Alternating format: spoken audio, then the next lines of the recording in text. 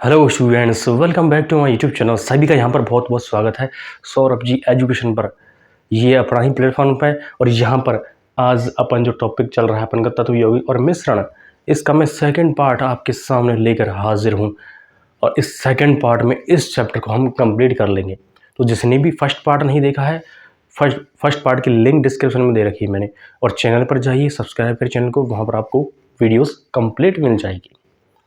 Notes भी बना लेना साथ साथ में, इसलिए मैं बहुत ही अच्छे तरीके से यहाँ पर इसको पहले से लिख रहा हूँ, जिससे कि तुम लोग आसानी से नोट्स बना सको, कम समय में अच्छी चीज़ आपको मिल सके। तो आज अपन इसको आगे बढ़ाएंगे। तो आगे कैसे बढ़ेंगे, पदार्थ की तीनों अवस्था अपन ने देख ली, ठोस, द्रव और गैस, तीनों में अंतर देख लिया।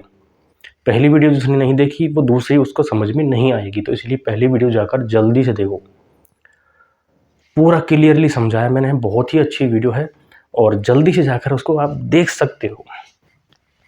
अब हम आगे देखने वाले हैं, पदार्थ की तीनों अवस्था हमने देख ली, लेकिन अब हम देखेंगे पदार्थ की अवस्था में परिवर्तन। देखो, पदार्थ की तीन अवस्था होती है मूल, वैसे 5 होती है, मैंने आपको बता दिया था पहली वीडियो में, लेकिन मूल अवस्था 3 होती है, ठोस, द्रव और गैस। अब ये सवाल कभी माइंड में आया है क्या कि इन तीनों अवस्थाओं में परिवर्तन हो सकता है क्या, या फिर हो सकता है तो कैसे हो सकता है? बताइए मुझे, कमेंट करिए जल्दी से। तो ये तीनों अवस्थाओं में परिवर्तन हो सकता है। अब फिर माइंड में एक चीज़ आएगी कि क्या ठोस द्रव में बदल सकता है और द्रव गैस में बदल सकता है? बिल्कुल, बात तो सही है भाई, बात तो सही है। अब वो कैसे सही है इसको हम देखेंगे। तापमान एवं दाब, किसकी चीज, टेम्परेचर एंड प्रेशर में परिवर्तन करके तीनों अवस्थाओं में आपस में परिवर्तन किया जा सकता है। इसको आप हेडिंग लगा के नोट कर सकते हो अपनी नोटबुक में। बिल्कुल क्लियरली चैप्टर वाइज चलेंगे, बिल्कुल हर चैप्टर को यहाँ पर मैं लाने वाला हूँ, तो कंप्लीट साइंस आपको यहाँ पर मिलेगी। कोई सी भी भर्ती हो, एलडीसी जूनियर अकाउंटेंट की मैंने पहले करवा दी, उसके बाद अब सीईटी आ रही है, पटवार आने वाली है, जो भी भर्ती हो, कोई सी भर्ती हो, साइंस हर एग्जाम में आती है, तो इसलिए यहाँ पर मैं टॉपिक वाइज साइंस यहाँ पर कंप्लीट करवा रहा हूँ। तो कैसे करेंगे अवस्था में परिवर्तन? एक तो तापमान या दाब दोनों में परिवर्तन करके अपन अवस्था में परिवर्तन कर सकते हैं। एग्जाम्पल ले लेते हैं, चलो, एक बर्फ का गोला है, बर्फ का गोला है। अब बर्फ कौन सी अवस्था में होती है? बर्फ होती है ठोस अवस्था में। अब भाई टेम्परेचर बढ़ाएंगे, इसको गर्म करना शुरू करेंगे। अभी हमने क्या पढ़ा है, ताप और दाब में परिवर्तन। टेम्परेचर बढ़ाएंगे, इसको गर्म करना शुरू करेंगे, इसको हीट देंगे यहाँ पर, तो ये किस में परिवर्तन होगी? द्रव में। मतलब बर्फ का जो गोला था वो किस में बदल गया? पानी में बदल गया, मतलब अवस्था में परिवर्तन हुआ है यहाँ पर। तो यहाँ पर अब आगे देखो, अब इस द्रव में, इस पानी में इसको और गर्म करेंगे, तो ये किस में बदल जाएगा? गैस में। गैस में, या फिर वाष्प, वाष्प लिख देता हूँ यहाँ पर, वाष्प, वाष्प। अब ये वाष्प क्या है? ये गैस है। आगे समझ में ऐसे लिखेंगे इसको। बहुत ही गजब एग्जाम्पल है और सभी ने इसको किया भी होगा। यहाँ पर एक सेकेंड, इस एग्जाम्पल को सभी ने कभी न कभी किया होगा कि बर्फ़ को अपन या तो धूप में रख दो, धूप में रखने पर पिघल जाएगी, पानी बन जाएगी, और उसको और रखा रहने दो धूप में, तेज़ धूप में, गर्मियों में, तो वो किस में बदल जाएगा? वाष्प में बदल जाएगा। इस एग्जाम्पल को जल्दी से नोट कर सकते हो। दाब के कारण भी अवस्था में परिवर्तन किया जा सकता है, बिल्कुल किया जा सकता है। भाई बर्फ़ का टुकड़ा है, उसको दाब लगाएंगे, तोड़ेंगे किसी चीज़ से, तो जल्दी टुकड़ों में बटेगा, टुकड़ों में बटेगा तो जल्दी से वो पिघल जाएगा और पानी में बदल जाएगा।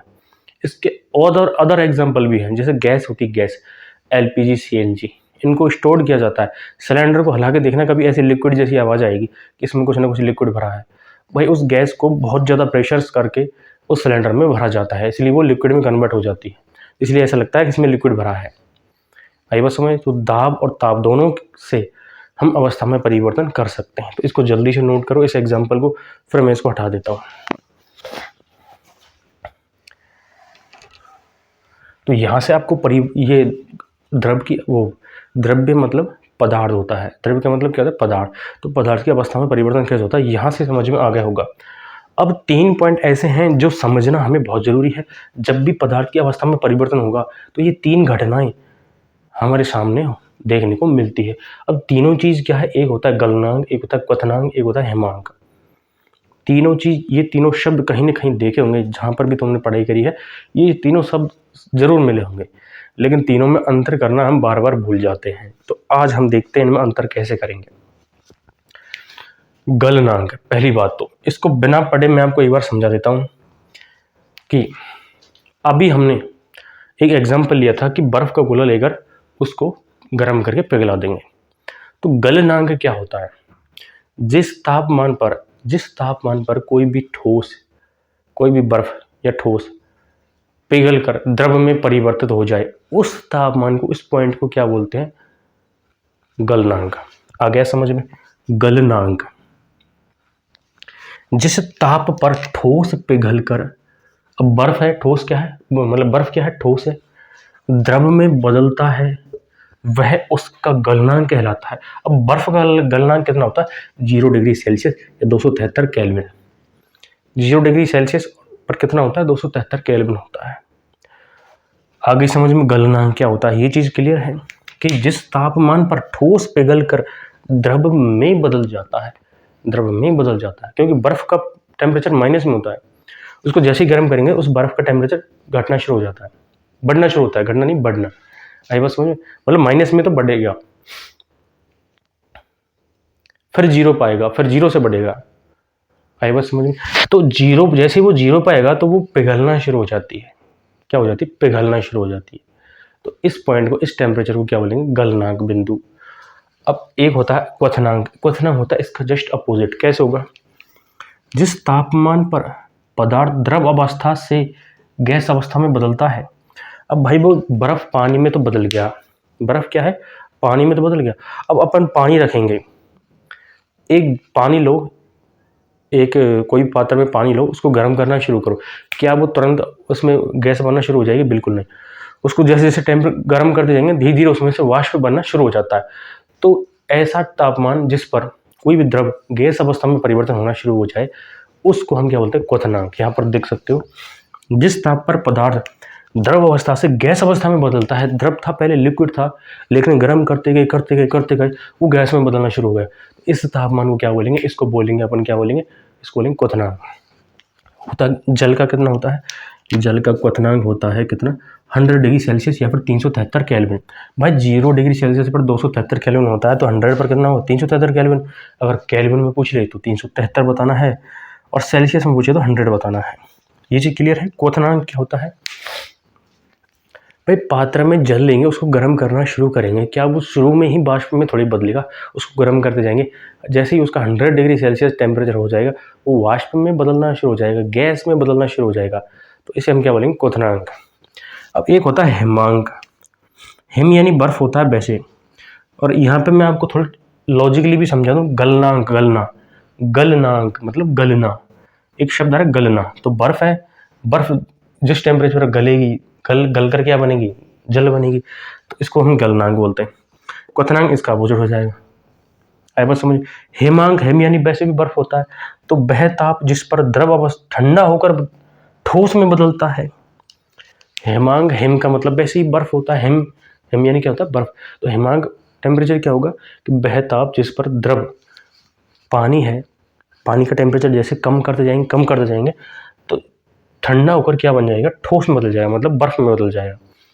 तो इसे हम क्या बोलते हैं? इसे हम हिमांक बोलते हैं। ये तीनों चीज समझ में आई होंगी, मुझे उम्मीद है।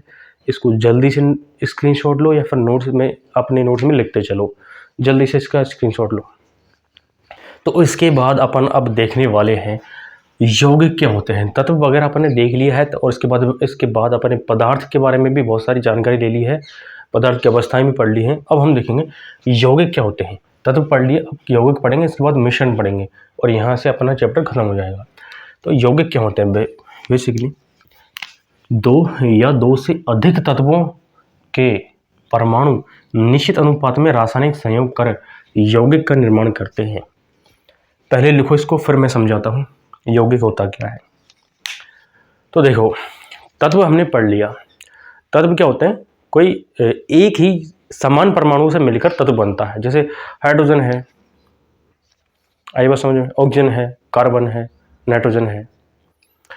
अब हम पढ़ने वाले हैं यौगिक क्या होते हैं। अब भाई यौगिक क्या होते हैं ये मैं समझाता हूँ।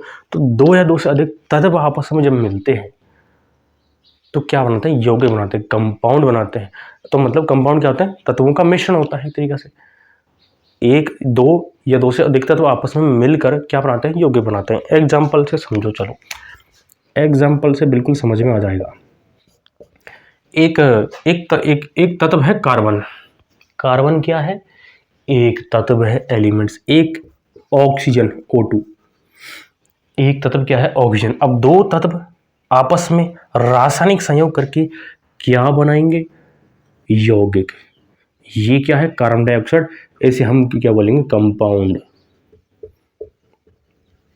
या फिर यौगिक, है कि नहीं। अभी CO2 क्या है, एक यौगिक है, ना कि कोई तत्व। तो जहां पर एक से ज्यादा तत्व देखे जाए, अब यहाँ पर कार्बन है और ऑक्सीजन है, दो तत्व हैं, तो ये क्या होगी, कार्बन डाइऑक्साइड, ये एक यौगिक है, ये तत्व नहीं है। और समझो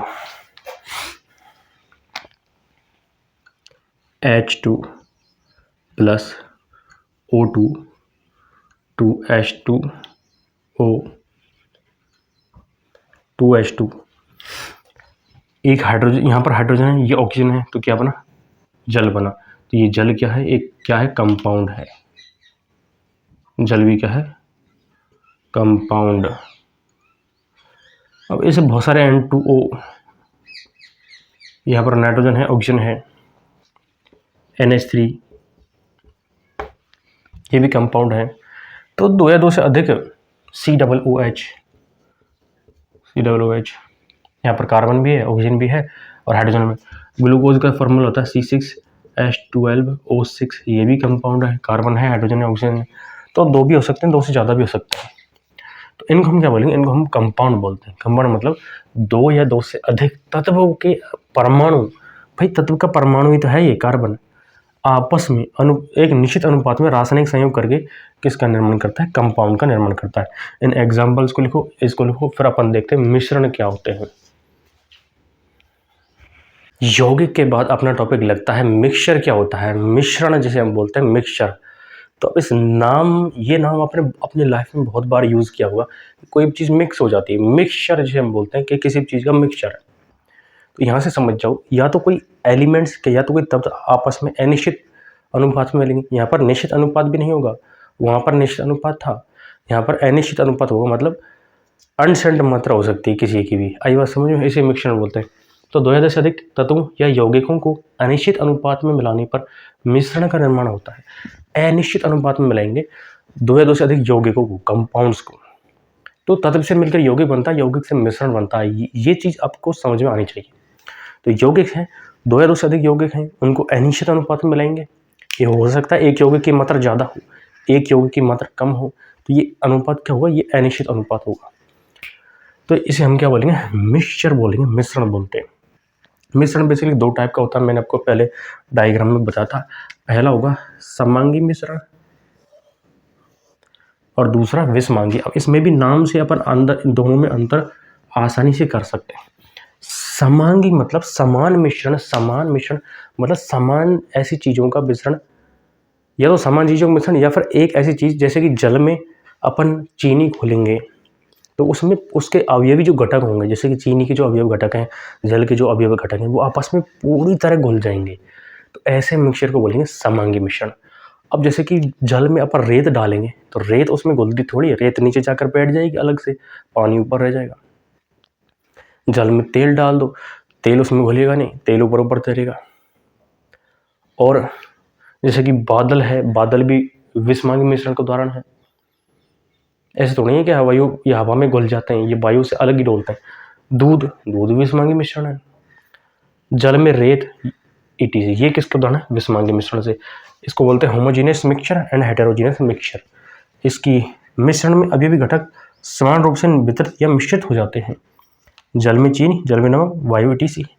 विषमांगी मिश्रण में अभी भी घटक आपस में मिश्रित नहीं होते हैं, भाई आपस में मिक्स नहीं होंगे, इनको क्या बोलेंगे, विषमांगी मिश्रण।